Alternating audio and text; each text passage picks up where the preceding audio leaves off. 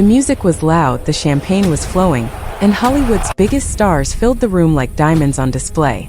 It was 1972, and Frank Sinatra's private party at the Beverly Hills Hotel was the hottest ticket in town. But in the corner stood a man who didn't belong. At least, that's what Big Eddie thought. Eddie Romano, all 350 pounds of pure muscle and meanness, was Sinatra's personal bodyguard. He protected Old Blue Eyes from mobsters, crazy fans, and troublemakers for 15 years. Nobody messed with Eddie. Nobody. Until that night. Bruce Lee stood by the bar, barely 135 pounds, wearing a simple black suit that looked out of place among the flashy tuxedos. Eddie walked over, his massive frame casting a shadow over the martial artist. "Hey, little man," Eddie growled, cracking his knuckles. "This is a private party. Time for you to leave." Bruce looked up calmly. "I was invited." Eddie laughed, a deep mocking sound that made nearby guests turn their heads. "I don't care if the president invited you. I say you don't belong here." Then Eddie made his mistake. He grabbed Bruce's shoulder with one of his massive hands. What happened in the next 10 seconds left the entire room in stunned silence. A silence so complete, you could hear ice cubes melting in glasses. Before we continue, hit that subscribe button and turn on notifications so you never miss stories like this. Now let me tell you how a 135-pound martial artist taught Hollywood's toughest bodyguard the lesson of his life. The untouchable bodyguard. Eddie Romano wasn't just big, he was a legend. Born in Brooklyn in 1925, he'd grown up on streets where you learned to fight, or you didn't survive. By age 16, he was working as muscle for local businesses. By 25, he'd moved to Las Vegas, where his reputation caught Frank Sinatra's attention. Sinatra needed protection. Real protection. The kind of man who could stop trouble before it started and handle it decisively when it didn't. Eddie was perfect. Standing 6'4" and weighing 350 pounds of solid muscle, he'd been a semi-professional boxer with 43 wins, including 32 knockouts. His fists were the size of canned hams. His neck was thicker than most men's thighs. He could bench press 425 pounds and had once knocked out 3 men in a bar fight without spilling his drink. People whispered that Eddie had connections to organized crime, though nothing was ever proven. What everyone knew for certain was simple. You didn't mess with Eddie Romano. For 15 years, Eddie had been Sinatra's shadow. He'd thrown out drunk celebrities, faced down mob bosses, and intimidated reporters who got too close. He'd never lost a fight. Never backed down. Never met anyone he couldn't handle. Frank trusted him completely. "Eddie's the best," Sinatra would tell people. "That man could protect the president." Eddie took pride in his work. He knew everyone who mattered in Hollywood, and more importantly, everyone knew him. When Eddie said you weren't welcome somewhere, you left. No arguments. No second chances. The rising star. Bruce Lee's journey to that party was very different. Born in San Francisco in 1940 but raised in Hong Kong, Bruce had spent his childhood learning Wing Chun Kung Fu from the legendary master Yip Man. He was small, fast, and absolutely obsessed with perfection. By 1972, Bruce had already made waves in Hollywood. His role as Kato in the Green Hornet television series had shown American audiences something they'd never seen before. Real martial arts performed at incredible speed. But Hollywood didn't know what to do with him. "You're too Chinese," one producer told him. "American audiences won't accept an Asian leading man." The rejection hurt, but Bruce didn't give up. He opened martial arts schools, trained celebrities like Steve McQueen and James Coburn, and developed his own fighting philosophy called Jeet Kune Do, the way of the intercepting fist. Bruce wasn't just about fancy kicks and movie choreography. His philosophy was simple but revolutionary. Be like water. Adapt to your opponent. Use their strength against them. Don't fight force with force. Flow around it and strike where they're weak. He trained obsessively, sometimes 8 hours a day. He studied boxing, fencing, wrestling, anything that could make him a better fighter. While other martial artists stuck to tradition, Bruce took what worked and discarded what didn't. "I don't believe in styles," he'd say. "I believe in whatever works." By early 1972, Bruce had finally gotten his big break, a starring role in a Hong Kong film called The Big Boss. It was a massive hit in Asia, making Bruce a superstar overnight. Now he was back in Hollywood, negotiating deals that would eventually lead to Enter the Dragon, the film that would make him a global legend. That night at Sinatra's party, Bruce was there as a guest of Warner Brothers executives who wanted to discuss his American film debut. He wasn't looking for trouble. He never was. The collision course. The party was everything you'd expect from Frank Sinatra. Crystal chandeliers hung from the ballroom ceiling of the Beverly Hills Hotel. A live band played jazz classics. Waiters in white jackets carried trays of champagne and caviar. Hollywood royalty filled the room. Actors, directors, producers, and moguls who controlled the entertainment industry. Dean Martin was there, telling jokes and nursing a scotch. Sammy Davis Jr. was entertaining a group by the piano. This was the Rat Pack era, when these men ruled Hollywood like kings. Eddie Romano worked the room like always, his massive presence a constant reminder that this party had rules. He'd already thrown out 2 photographers who'd snuck in and intimidated a drunk producer who'd gotten too handsy with a waitress. Bruce Lee arrived at 9 p.m., escorted by 2 Warner Brothers executives. He was polite, modest, and uncomfortable with the flashy Hollywood scene. He'd rather be training or spending time with his wife Linda and their 2 young children.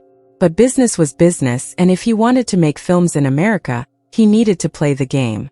He shook hands, made small talk, and tried to blend into the background. That's when Eddie noticed him.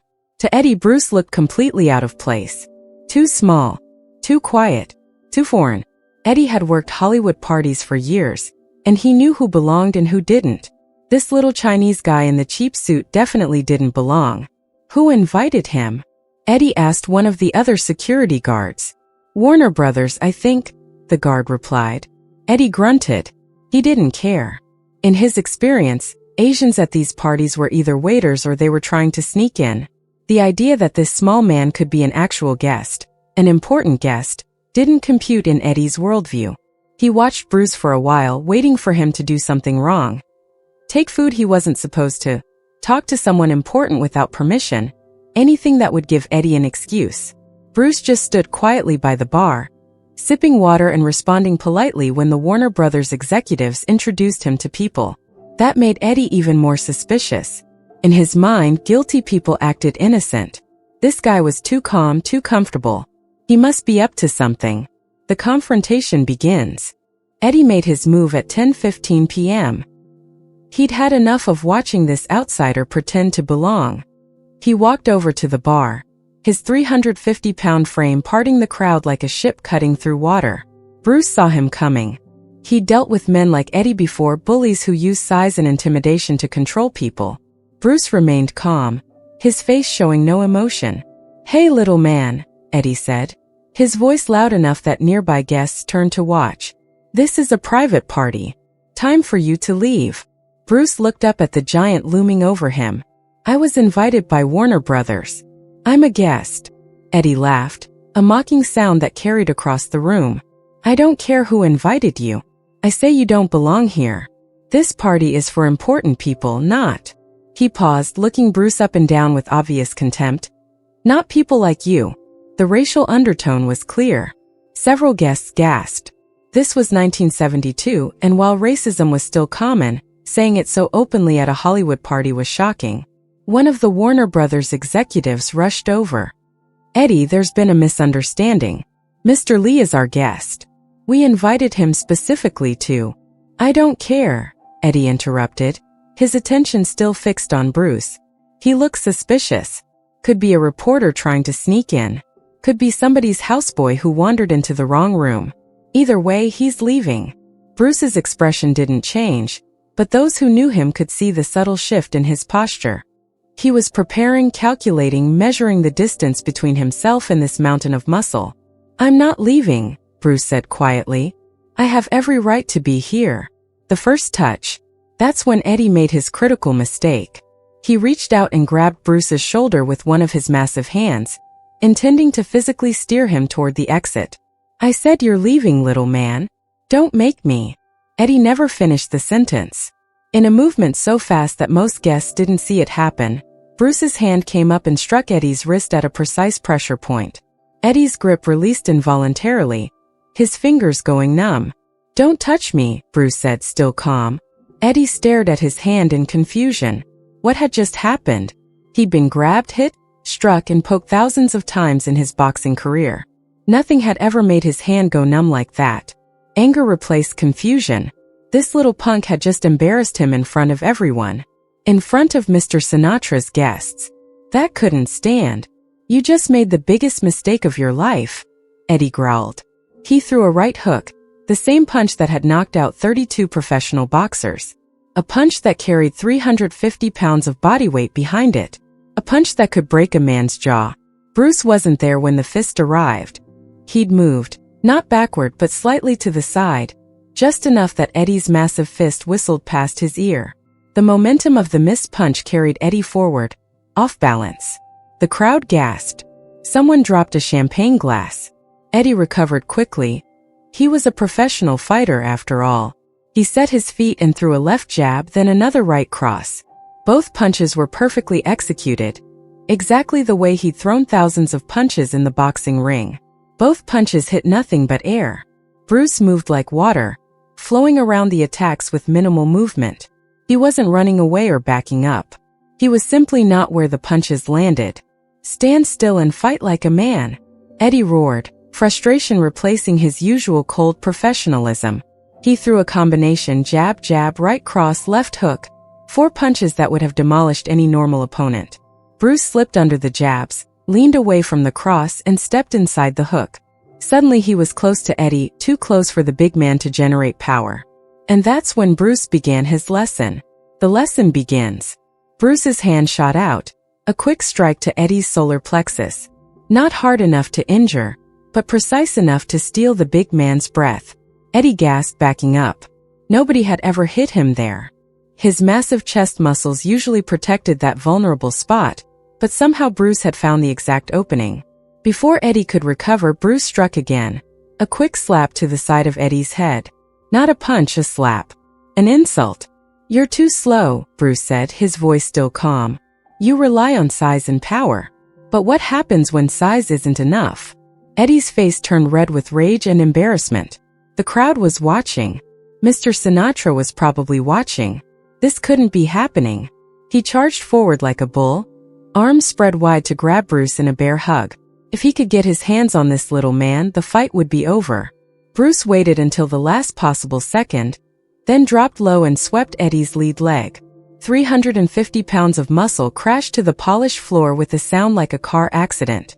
The entire ballroom shook. Champagne glasses rattled on tables. The crowd gasped collectively. Big Eddie Romano, the man who'd never lost a fight, was on the floor. But Eddie wasn't done. He started to push himself up, his pride more hurt than his body. That's when Bruce placed one foot gently on Eddie's chest. Not pressing down, just resting there. The message was clear. "I could hurt you right now if I wanted to, but I'm choosing not to." "Stay down," Bruce said quietly. "You've already lost. Don't make me prove it again." The moment of truth. Eddie Romano stared up at the ceiling of the Beverly Hills Hotel ballroom, his brain struggling to process what had just happened. The small Asian man he tried to throw out was standing over him, one foot resting lightly on his chest. The entire room had gone silent. The band had stopped playing. Conversations had ceased mid-sentence. Even the waiter stood frozen, trays of champagne tilted at dangerous angles. Frank Sinatra pushed through the crowd, his famous blue eyes taking in the scene with sharp intelligence. "Eddie, what the hell is going on here?" Before Eddie could answer, one of the Warner Brothers executives spoke up. "Mr. Sinatra, there's been a terrible misunderstanding. Your bodyguard tried to eject our guest, Mr. Bruce Lee." When Mr. Lee refused to leave, Eddie became physical. "Bruce Lee." Sinatra's eyebrows rose. He looked down at Bruce with new interest. "The martial artist? The guy from the Green Hornet?" Bruce removed his foot from Eddie's chest and bowed slightly. "Mr. Sinatra, I apologize for the disruption to your party." "Don't apologize," Sinatra said, a smile playing at the corners of his mouth. "Eddie, get up. You're embarrassing yourself." The revelation. Eddie stood slowly, his face burning with shame. His expensive suit was rumpled, and his carefully maintained reputation was shattered. Around the room, People whispered and pointed. But the worst part wasn't the physical defeat. It was the realization slowly dawning in Eddie's mind. He'd picked a fight with someone he didn't understand. Someone who operated on a completely different level. Steve McQueen stepped forward from the crowd. He'd been watching from the beginning, and unlike most guests, he knew exactly who Bruce Lee was. "Eddie," Steve said, his voice carrying the quiet confidence of a man who'd trained with Bruce for 2 years. "You just picked a fight with probably the most dangerous man in this room. Maybe in all of Hollywood." "Dangerous," Eddie said, his pride still stinging. "He's 135 pounds. "Show him, Bruce," Steve said with a slight smile. Bruce looked reluctant, but Steve was his friend and client. He nodded. "Eddie, hold out your hand. Palm up." Eddie, still confused, complied. Bruce placed a quarter in Eddie's massive palm. "Close your hand. Hold that quarter as tight as you can." Eddie's fingers closed around the coin. His grip strength was legendary. He could crush walnuts in his bare hand. "Don't let me take it," Bruce said. Before Eddie could respond, Bruce's hand moved in a blur. There was a sound like a whip cracking, and suddenly Bruce was holding the quarter. Eddie's hand was still closed in a fist, but the coin was gone. The crowd murmured in amazement. "How did you?" Eddie started. "Speed," Bruce said simply. "You're strong, Eddie. Probably the strongest man in this room. But strength without speed is like a powerful car with no steering. It looks impressive until it crashes." The real demonstration. James Coburn, another of Bruce's students, spoke up. "Show them the 1-inch punch, Bruce." Bruce hesitated. He wasn't a showman. He didn't like using his skills for entertainment. But the room was watching, waiting. "Eddie, if you're willing, stand here and place your palm against mine." Eddie's competitive nature overcame his embarrassment. He positioned himself, his massive frame dwarfing Bruce's small body. "I'm going to push you, but I'll start with my fist only 1 inch from your chest. Don't try to resist, you might get hurt." Eddie almost laughed. This little man was going to push him? He weighed 350 pounds and his center of gravity was lower than most people's knees. Bruce's fist hovered 1 inch from Eddie's chest. Then it moved, a short, explosive strike that looked like nothing special. Eddie flew backward 6 feet and crashed into a group of chairs. He wasn't hurt, just shocked. The impact hadn't been painful, but the force was undeniable. Felt like being hit by a car. The room erupted. People were shouting, applauding, demanding to know how such a small man could generate that much power. Bruce helped Eddie to his feet. "It's not magic. It's not even that complicated. It's understanding how the body works, how force transfers, how to use momentum and timing instead of just muscle. The transformation." Frank Sinatra was laughing now, not mockingly but with genuine delight. "Eddie, you just got schooled by a guy half your size. How's that feel?" Eddie looked at Bruce, and something shifted in his expression. The anger and embarrassment were fading, replaced by something else. Respect, curiosity, even humility. "Mr. Lee," Eddie said slowly, "I was wrong about you. I judged you before I knew you. I thought because you were small you couldn't be dangerous. I thought because you were Chinese you didn't belong here." The room went quiet again. This was 1972 and public admissions of racial prejudice weren't common, especially not from tough guys like Eddie Romano. "I was wrong," Eddie continued. "And you taught me that lesson without seriously hurting me, even though you could have. That takes more strength than anything I've ever done." Bruce extended his hand. "We all make mistakes, Eddie. What matters is what we learn from them." Eddie shook Bruce's hand, and the room erupted in applause. The immediate aftermath. The party transformed after that moment. What had been an awkward confrontation became the most talked about event of the evening. People crowded around Bruce, asking questions, requesting demonstrations, begging for autographs. Frank Sinatra insisted Bruce sit at his private table. "I want to hear everything about this martial arts stuff," he said, gesturing for a waiter to bring champagne. "Eddie's been with me for 15 years, and I've never seen anyone handle him like that." Bruce spent the next hour explaining his philosophy. He talked about Jeet Kune Do, about adaptation, about the importance of learning from all sources rather than being trapped by tradition. "Most martial artists train to fight other martial artists," Bruce explained. "But real fights don't happen in dojos with rules and referees. They happen in places like this against people like Eddie, strong, experienced, dangerous. You have to be ready for anything. Eddie listened from a nearby chair. Ice pack on his bruised ego more than his body. Several people had asked him about the confrontation, expecting him to be angry or vengeful. No hard feelings, Eddie told them. The man gave me a free lesson. Humbled me in front of everybody, but he didn't humiliate me. There's a difference. Steve McQueen elaborated for the curious crowd. Bruce doesn't fight to hurt people or prove he's tough. He fights to end confrontations as quickly as possible with minimal damage. That's why he didn't break Eddie's nose or knock him unconscious. He just proved his point and stopped. The deeper truth. As the party wound down, Eddie approached Bruce one final time. The crowd had thinned and they could talk privately. Mr. Lee, I need to ask you something. When I grabbed your shoulder at the beginning, you could have broken my arm, couldn't you? Bruce nodded. The pressure point strike I used could have been applied differently. Yes, I could have done serious damage. But you chose not to. Violence should always be the last choice, Eddie. You weren't trying to kill me. You were doing your job as you understood it. Why would I hurt you for that? Eddie was quiet for a moment. I've been in this business for 30 years. I've fought mobsters, criminals, dangerous men. And I've always believed that being the toughest, strongest guy in the room was what mattered. But you taught me something tonight. What's that? That there's always someone better.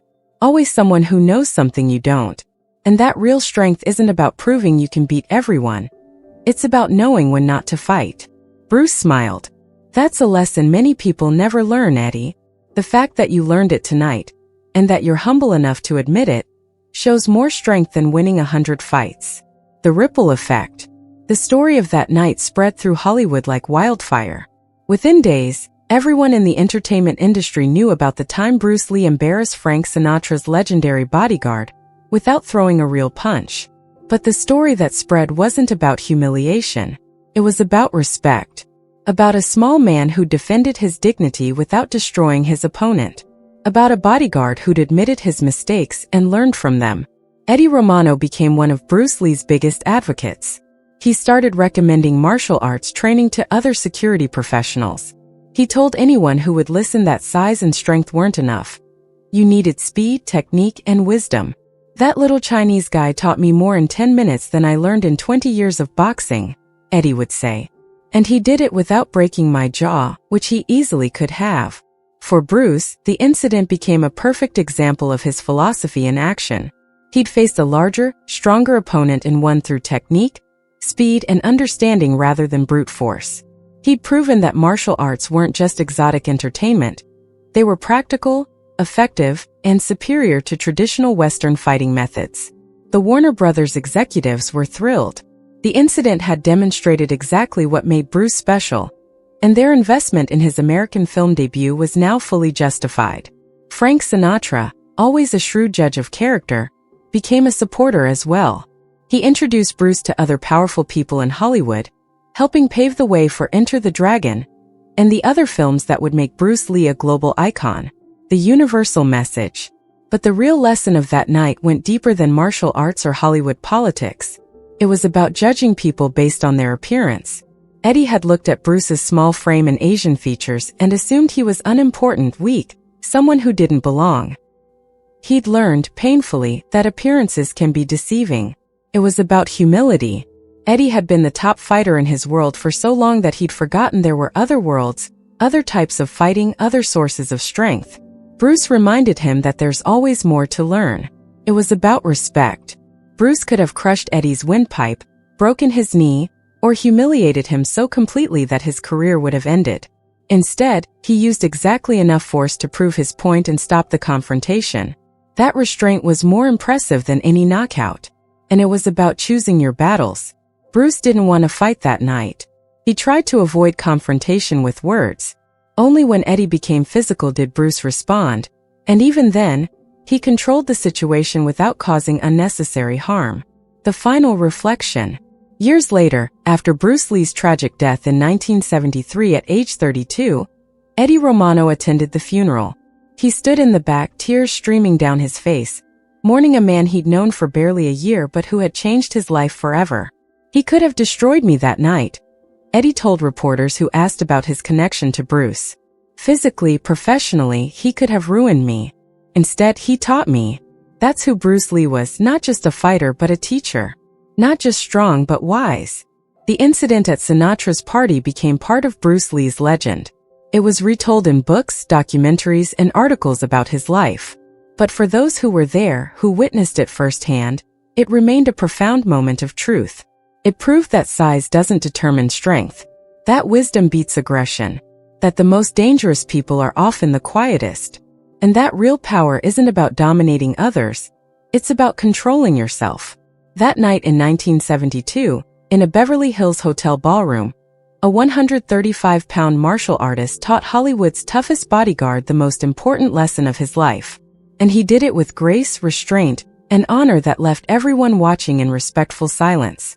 If this story inspired you, hit that subscribe button and ring the notification bell so you never miss another incredible true story.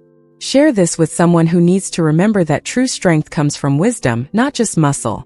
And tell us in the comments, have you ever underestimated someone based on their appearance, only to learn you were completely wrong? Your story might be featured in our next video. Remember, be like water. Adapt, flow, and never judge someone's power by their size. The lesson Bruce Lee taught that night echoes through decades. Respect everyone, judge no one, and understand that the greatest strength is knowing when, and when not, to use your power.